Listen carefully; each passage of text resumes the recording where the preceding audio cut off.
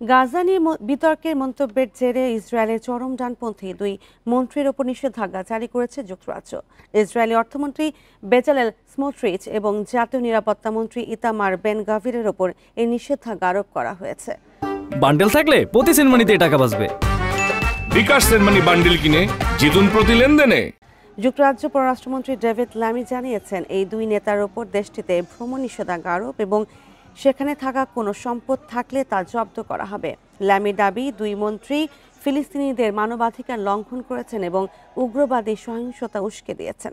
যুক্তরাজ্যের এই সিদ্ধান্তে নিন্দা জানিয়েছে ইসরায়েল। এছাড়া ইসরায়েলের পররাষ্ট্রমন্ত্রী গিডিয়ন সার হুমকি দিয়ে বলেছেন, আগামী সপ্তাহে মন্ত্রিসভার বৈঠকে এই অগ্রহণযোগ্য সিদ্ধান্তের জবাব দেওয়া হবে।